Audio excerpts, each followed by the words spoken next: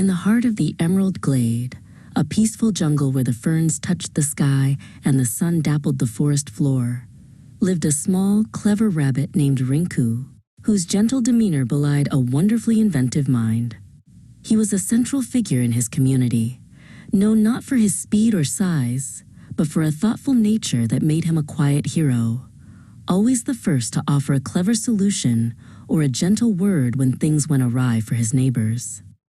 The sun always shone brightest on his fluffy, determined face as he greeted his jungle friends, reminding everyone, through his quiet example,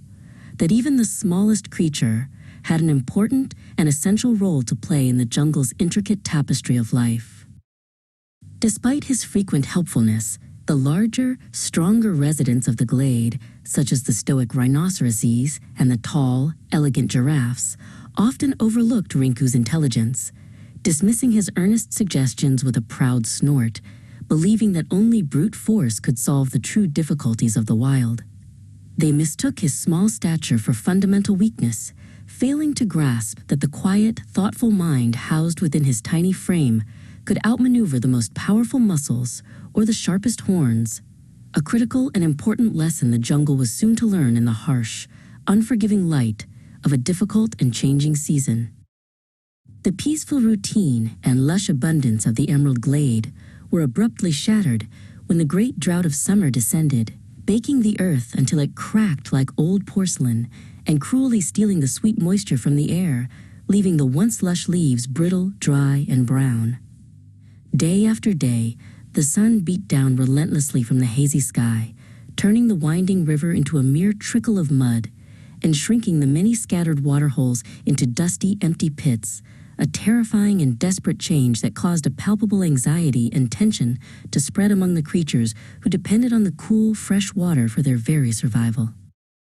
Panic began to grip the very heart of the jungle as the scarcity of water became a desperate and unavoidable reality, forcing the animals to abandon their usual independent foraging routes and converge anxiously on the one remaining oasis, a small, shaded pond fed by a mysterious and reliable underground spring.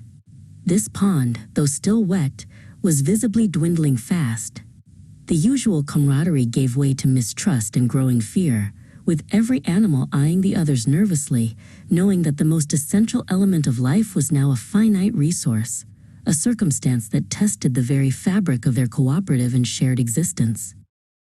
It was at this critical moment, as the tension peaked, that Django, the powerful lion with a huge, majestic mane the color of burnt gold, made his abrupt and terrible move, arriving with a thunderous, territorial roar to declare the last remaining pond his exclusive domain.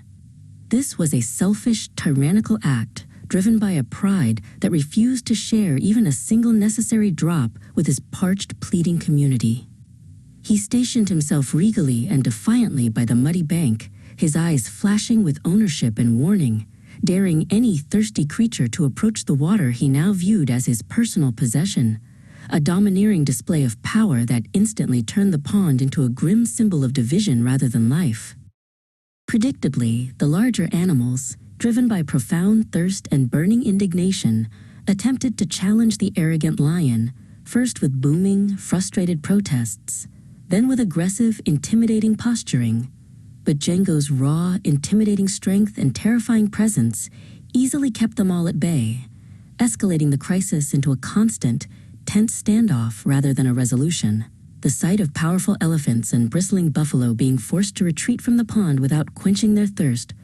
only fueled Django's selfish triumph, cementing the desperate feeling that might, and not right or fairness, currently ruled the entire parched Emerald Glade. Tucked away in the cool shadow of a massive, broad-leafed fern, Rinku watched the heartbreaking spectacle of his friends and neighbors fighting and suffering, his clever mind racing not with anger at the lion, but with profound sorrow for the lost community harmony and a fierce, immediate determination to restore peace. He saw clearly that the water scarcity was not the only problem. It was the pervasive fear and the consuming greed that Django represented,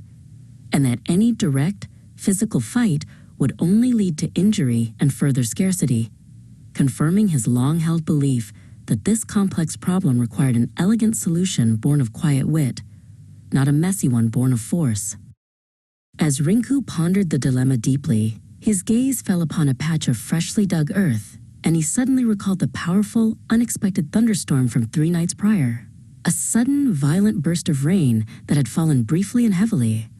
and realized that while the main river was dry, a significant amount of that water must have pooled in unused, lower depressions throughout the jungle,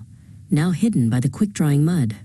He quickly began to sketch a detailed map in the soft dirt with a small, pointed stick, outlining a careful series of shallow trenches or channels that could potentially redirect this forgotten, scattered resource to a new shared basin, a daring and brilliant plan to outsmart the drought and the lions simultaneously.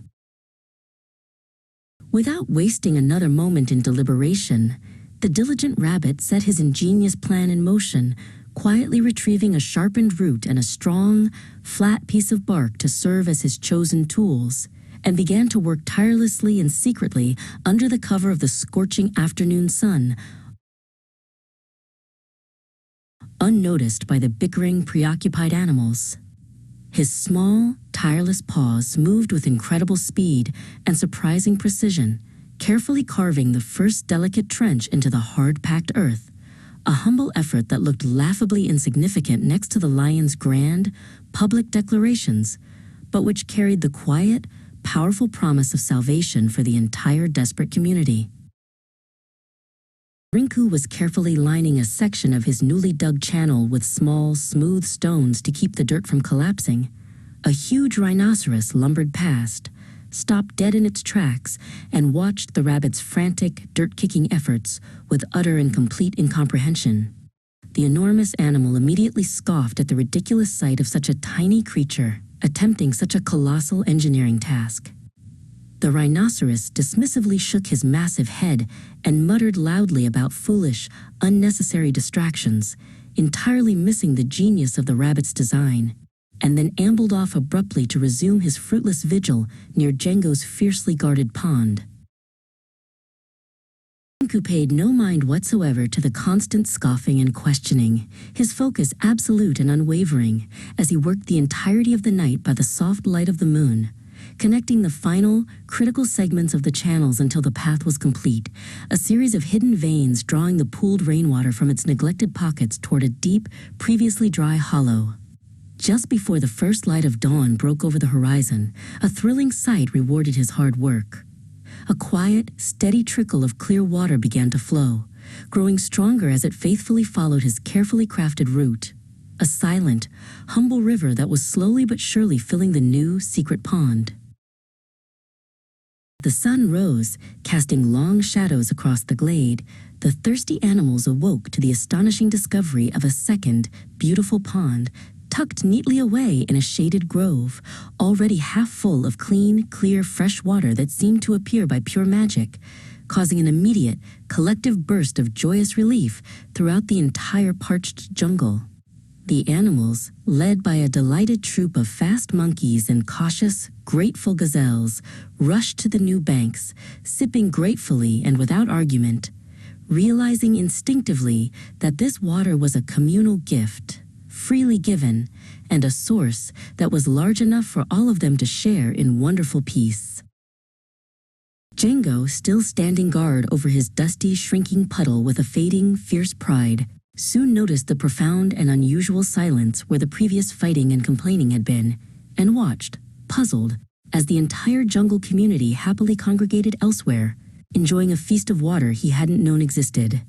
His loneliness was a heavy cloak, and his heart, which had been so entirely puffed up with pride and ownership, began to deflate as he looked upon his own meager guarded pond, now exposed as a pointless, sad symbol of greed in the face of the jungle's abundant, shared, and unexpected resource.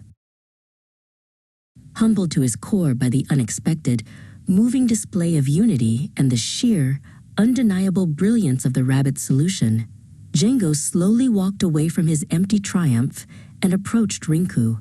who was resting near the new channels, bowing his great head in a profound gesture of apology and newly discovered respect. He confessed in a quiet voice that he had been completely blind, prioritizing his own selfish power over the critical welfare of the entire community, and admitted, with a sigh of relief, that Rinku's patient intelligence and selfless work had achieved what all his roaring strength could not: true and lasting harmony. Rinku smiled gently, inviting the newly humbled Django to join the others at the new pond, and the proud lion, now simply a thirsty friend, drank peacefully side by side with the smallest rabbit, a powerful and unforgettable symbol for all the creatures of the Emerald Glade to witness and remember for years to come. From that day forward, the jungle understood completely that a community thrives not on the fleeting might of the powerful, but on the thoughtful, selfless contributions of all its members, proving once and for all that intelligence and kindness are infinitely stronger forces than pride and power.